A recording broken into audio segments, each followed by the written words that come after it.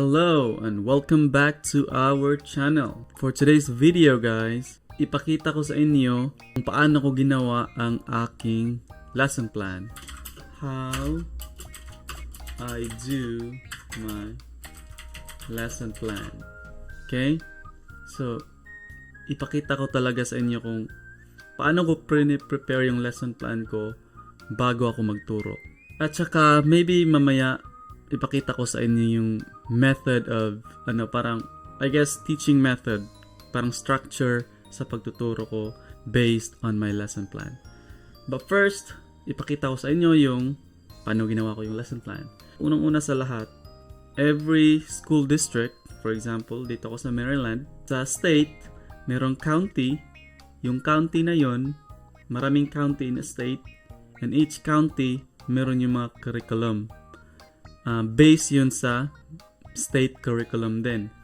So, yung website namin, meron kaming andun lahat yung lesson plan namin. Kunyari ako, nagturo ako ng math, science, and health. So, let's do math. Give me a second. Pull out ko lang yung website namin. So, let's say I do math. Okay. Hindi ko lang ipakita lahat yung nasa website namin, baka hindi pwede ba. So, sa website mo, pag-click namin sa website namin, may makita kang, kita ko lang sa inyo ha, let's see. So, sa website namin, makita yung curriculum. Ito yung grade 1, grade 2, grade 3, grade 4, grade 5. So, let's do grade 5 kasi tinuro ko last year, grade 5. So, click mo yan. So, makita mo lahat yan. Grade 5, curriculum. I-scroll ko lang down. Kunyari, ito. May calendar kami. Kunyari, ito. 2022, 2023, yung new school year. May mga yan. May mga information yan nakalagay dito. Kunyari, yung first day of school namin for all teachers ay August 19. Ayan. Yung new teachers ay dito 16, pero hindi na ako new, so 19 ako magsimula. Anyway, let's say diretso ako sa pipili lang ako ng isang lesson para madali na. Pakita ko sa inyo kung paano. So mag-scroll down pa ako. So lahat ng mga website, kung kunyari mag-apply kayo sa ibang state, sa Nevada, California, kahit sa ang state, may mga website kayo within your school, county, ifa-follow niyo yun, may mga curriculum doon. So, it's gonna be easy guys. Let's see. Ito na, may mga quarter yan. Quarter 1, quarter 2, quarter 3, quarter 4. Let's say, let's scroll down. Let's say, quarter 2, unit 4. Click lang natin yan. Quarter 2, unit 4. Just an example. So, yung Quarter 2, Unit 5.4 ay multiplying and dividing decimals by whole number. So, ito yung makikita mo. Makita mo to sa website. Maybe it's different from every state, but like I said, every state has their own curriculum. Magdidepende yan. So, maybe yung curriculum maybe a little bit different than other state. Pero, makikita mo yan. So, multiplying and dividing by whole numbers. Dividing decimals. So, scroll down ako, lahat ng mga information ay andito para sa teacher. May mga, ito, tingnan ko ha. So, ito na. So, nakita mo rin dito, 16 days. Yung days na yan ay, it will tell you how many days, approximately how many days matatapos yung curriculum na to. But, ang tanong, matatapos ko ba to in exactly 16 days? Nope, never. Kasi maraming mga activities sa school. Sometimes yung school may mga all kinds of activities na madidelay yung yung klase mo at saka yung topic. So never talaga tong in 16 days straight. So maybe 16 days yung talaga niya, yung it takes to finish, pero it's not gonna be straight 1 all the way to 16 days. Parang maybe 1 day, then 2 days, tapos maybe next week hindi ka makapagturo, so mag-resume ka next week, so that's 3 days, 4 days, 5 days, parang ganun lang, skip and skip. Basta total of 16 days worth. So, yan, ipakita ito, my entry task. Ito yung mga, I guess, warm up sa mga bata, pagturo mo. So, itong mga information na to, ito yung gagamitin mo. So, ito ay multiplying and dividing decimals. So, that means ito lang talaga yung topic na ituturo mo at this unit, at this particular time. Sometimes, mabehind ka, but that's okay. Basta i-follow mo lang yung curriculum. Kasi tutulungan ka ng mga admin eh. There's gonna be admin and isusuportahan ka paano ka maka-catch up. I-help ka nila i-catch up. Basta importante, kung ano nakalagay sa curriculum, yun ituturo mo. Huwag kang magturo ng ibang, kunyari, measurements or place value kung andun ka pa sa, or fractions kung andito ka pa sa multiplying and dividing. May mga ano yan, topic yan eh. So, huwag kang mag-ibang topic, just follow the curriculum. Ito na, nakita ko na ito. Anong gagawin ko dito? Titignan ko lang tong entry task. Mostly ito, kasi 5th grade lang ito. Mostly, yung mga lesson na ito, alam mo na ito eh. You've learned this back in high school or college. So, alam mo na how to solve this kind of problem. So, ang gagawin mo lang is to make sure na you know what you're talking about para when you teach, alam mo talaga yung i-explain mo, paano mo i-explain. Ay, ito, ginagamit ko to, but usually, nag-scroll down ako. Pag scroll down ko yan, ito na, meron pa, ang dami guys. So basically, nilagay na nila lahat yung lesson plan. Nakalagay na sa template or Google Slides. Everything is there. Wala ka na dapat gawin. May a little bit na dapat gawin. Ipakita ko rin sa inyo yan. Pero hindi, what I mean na walang dapat gawin is hindi ka na mag-create talaga na mag-write pa ng sobrang daming no, kasi andito na lahat. Ang daming resources na pwede mong gamitin sa website. So make sure na pag mag-apply ka sa school, make sure you know how to use the curriculum. Ma-navigate mo siya para makuha mo talaga lahat ng resources. Click ko to ha. Lang. May copy. Click ko to. Yan. See? Lahat, andyan na lahat guys. Andito na Ito ay decimal representations. Andito na lahat. Exponents. Ang sobrang dami. See? Now, tawag dito, matuturo ko ba to lahat? Itong slides? Not really. So, ang ginagawa ko ay, kukuha ko ng slides, ganun, mag-create ako ng my own slides. Sometimes, pinafollow ko lahat. But not all the time, kasi at that time, malalaman mo na yung student mo eh. Alam mo kung saan sila struggle at saan sila magaling. So, ikaw na yung bahala. Alam mo na yan as a teacher, malalaman mo na what kind of lesson that they need. So, sometimes, I create my own slides. So, ito yung slides ko. Tapos, ika-copy ko lang ito. Let's say, this anchor chart. I need this anchor chart. Copy ko lang to. Punta ako sa slides ko. Yan, I have my own slides. See? Nakalagay na yung sarili kong slides. Tapos, maybe, I need this slide. Maybe, kailangan ko to. Ito, i-copy mo lang. So, mag-scroll na naman down ako. Maybe, kailangan ko tong slide na to. I-click ko to. Make a copy. So, ganun lang. So, ang daming resources na pwede mong, you take one of these resources and then put it together as your own lesson plan. The same topic, the same everything. Kasi, nagpo-provide yung school yung curriculum, nagpo-provide sila ng sobrang daming template na lesson, na topic about what you're gonna teach. Hindi mo yan ma-follow lahat. Never talaga ma-follow lahat kasi sa sobrang dami.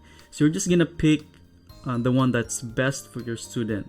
Na you think based on months of teaching, based on their assessments, their test scores, alam mo na kung paano mo sila matuturuan. So maybe, this is a good resource. Ito, multiplying and dividing decimals by whole numbers. Oh, mga information lang to eh.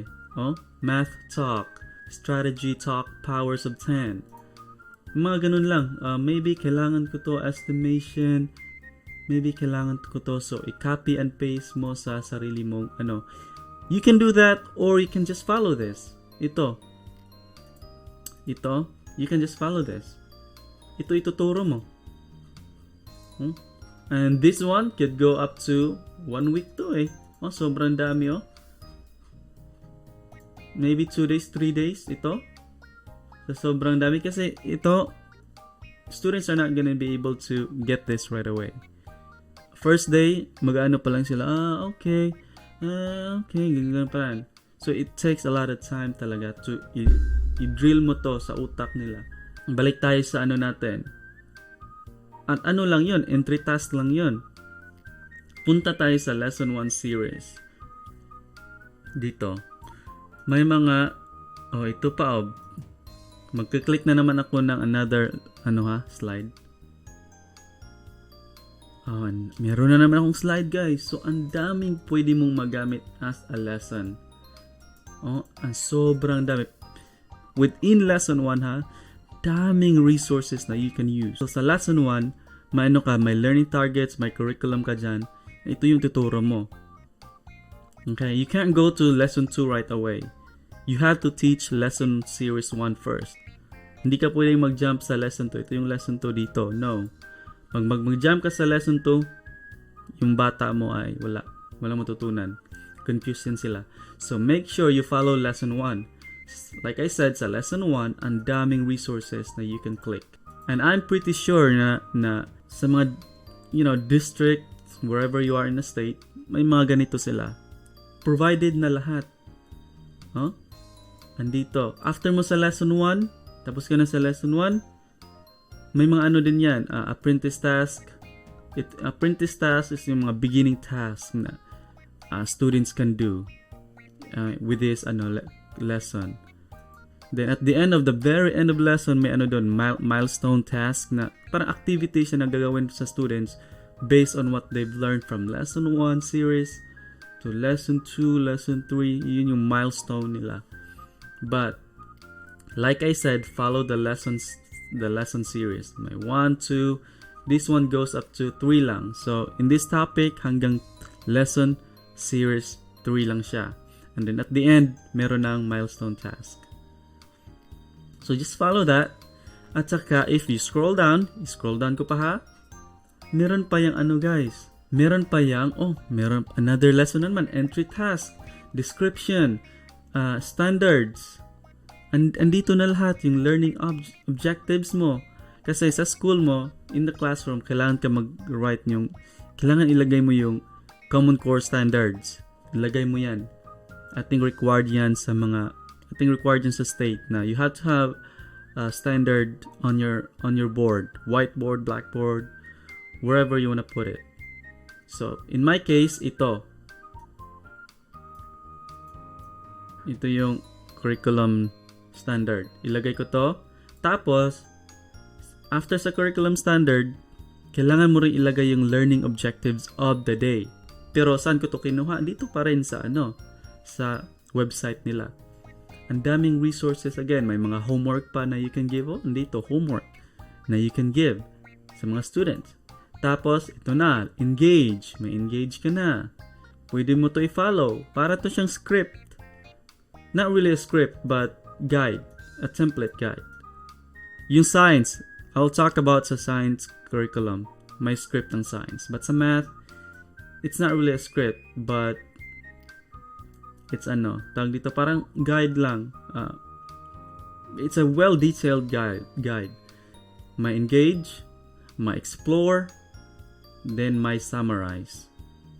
So, ang gawin mo lang, like me, ang gagawin ko lang, pag na-review ko na to lahat, okay, alam ko na dapat kong gawin. It's up to you to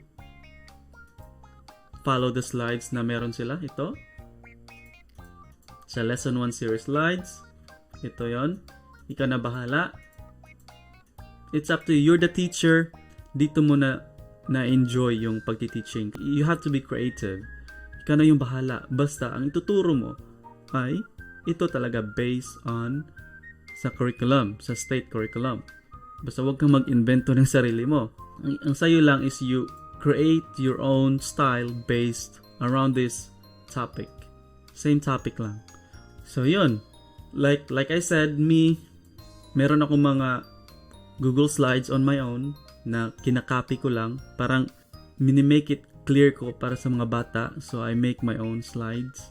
And then, copy and paste lang. That's it. I'll put them together, copy and paste. Nilagay ko yung learning targets, yung daily warm-up, yung independent work, lahat and everything. Done! Simple, right? Ipakita ko rin sa inyo yung science, guys. Punta lang ako sa curriculum saglit, ha?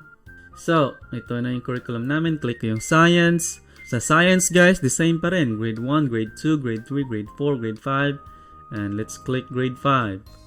Grade 5, Unit 1. Earth and Space Science. Ito, weekly lessons. May weekly lessons yung science, guys. Click ko yan, ha? Ito na. Week number 1. Week 2. Ito lang. And if I click this, pipili lang ako ng isa, ha? Let's say, dito na ako sa week 4. I-click ko lang to. Our Bright Star, lesson plan number 3. Example lang yan, guys. So, ito na yung basically ito na yung lesson plan ko. That's it. Hindi ako nagka-create my own lesson plan sa science, guys. Lahat is andyan. Okay? So, andyan yung lesson objective, lesson phenomenon, teacher instructions on how to introduce the phenomenon. So, i-click mo lang yung link. So, basically, when I teach science, I usually use my projector kasi I need, big pictures. Ito, my engagement, my exploration, explanation, elaboration, evaluation. That's the 5 E's yung kailangan mo sundin sa science. So, example ko sa'yo, ha? Diretso na tayo sa pinaka-meat niya. Engagement, 5 minutes. My instruction, guys, andito na lahat. Wala ka nang dapat gawin.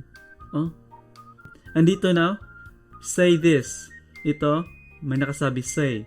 So, ang sabihin mo, today we continue our study of the stars in the night sky.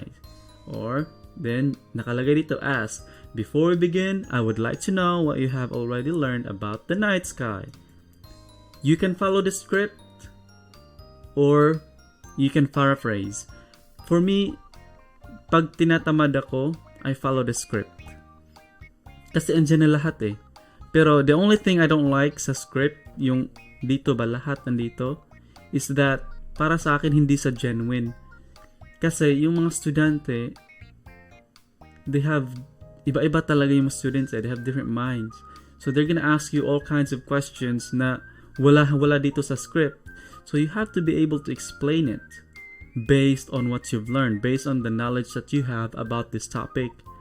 Kasi sometimes yung mga bata, they'll just ask random questions, but it's still valid question. But you have to be able to explain that. Sometimes wala dito sa script eh. So pag mag-follow ka lang sa script, parang it's parang hindi sa genuine. Like I said, hindi sa genuine. Usually, pina-paraphrase ko lang. Instead of saying, today we continue our study, sasabihin ko lang na, guys, we're gonna continue our lesson today about the night sky. It's not word for word, but it's not verbatim, but it's a paraphrase of based on the script. So andito na yan. Say this, then take some response. Then say this again. We know the sun is a star. Why do we not see it in the night sky? Guys, andito lahat. This is may ano din to, may days din to, ha. Suggested number of days, 2 to 3 days. Matatapos mo ito in 2 to 3 days. All you gotta do is to study it, look at it for maybe 1 hour, and then plan it. Plan on how, it's up to you. You're the teacher. How do you deliver this lesson? Pero andito na lahat yung resources.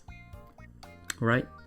So, pakita ko lang sa inyo yung teaching method, guys, para, kasi related to sa lesson plan ako eh. So, let's say nagawa ko na lahat ng lesson plan ko, meron na, naka-ready na lahat.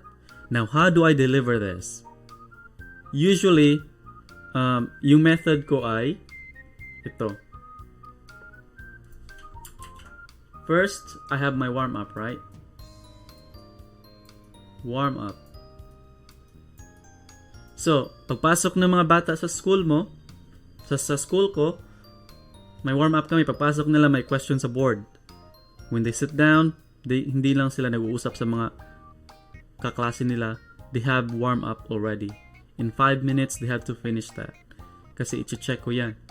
Yung mga warm-up, simple lang. What is 12 times 15? Mga ganun lang, simple. Or mga word problem. Very simple warm-up to get their brains going. Or it could be a riddle or something. Just a warm-up. Okay, na-warm-up ko na yan yung mga bata. Now, the next is I do. Let's go directly to lesson plan, lesson teaching. So, I do. Yung basically, parang navigation to ba?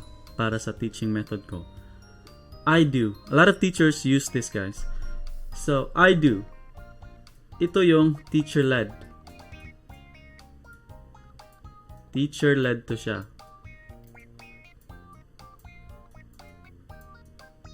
Itong I do, it's about 10 to 15 minutes long. Okay? Dito mo ikaw yung nagsasalita dito sa classroom. Ini-explain mo yung mga lesson objectives mo for the day. In-explain mo yung topic. Basta make sure you keep it very simple, 10 to 15 minutes kasi yung attention span ng mga bata is very short. But pag nag-uusap ka all the way to 30 minutes, 40 minutes, wala na yan yung mga bata. Na yan sila, wala. Matutulog na yan. So keep it short. 10 to 15 minutes, usually 10 minutes should be enough to explain what you're gonna do for today and to explain the lesson. It's very short.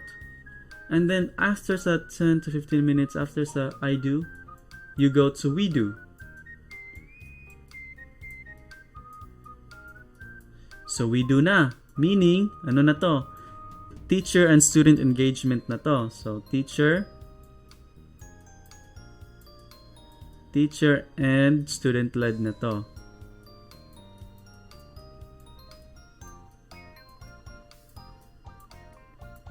So, teacher and student na to. For example, nagtuturo ka ng division. So, ang gawin mo, tatanungin mo na yung mga bata. Pedro, ikaw naman dito, Pedro. Punta ka dito sa harap, ipakita mo sa amin kung paano mag-divine. So, tapos habang si Pedro ay nagsusolve sa board, the rest of the students nagsusolve sila on paper din. Huwag mo silang bayaan na tinitingnan nila sila sa Pedro. No. Sabihin mo na, while Pedro is solving on the board, the rest of you guys solve it on your paper to see if you guys have the same answer as Pedro. So, ito yung we do talaga ito.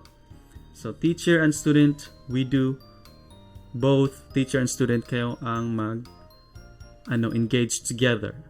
Team kayo dito, as a team. 10 to 15 minutes again. Not very long. And then, meron kang after sa we do, may mga engagement na kayo. Maganda na yung klase nyo. Very nice na. Doon ka na sa you do. You do ay na to? Ito na yung student-led. Student-led na to. Sila na yung nag-i-engage na talaga by themselves, pero andito ka pa rin with teacher feedback. So kunyari nagsosolve sila ng problem, lahat sila nagsosolve sila ng problem, sila lang, hindi ka nakasama as a teacher. Ang ginagawa mo as a teacher, you just go around providing feedback. So ito yung you do nila, student-led na to, but it's a student-led, pero andyan ka pa rin nagpo-provide ng feedback. And then the last is you do, let's say 5 minutes, Maybe you'll give them 5-10 minutes. Maybe you give them 2 questions to solve. Mga ganon.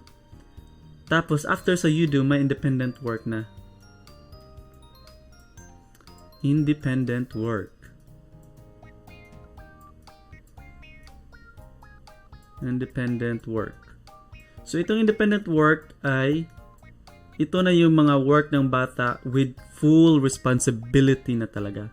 Sila na yung nagtatrabaho sa assignment nila, sa activity nila with full responsibility.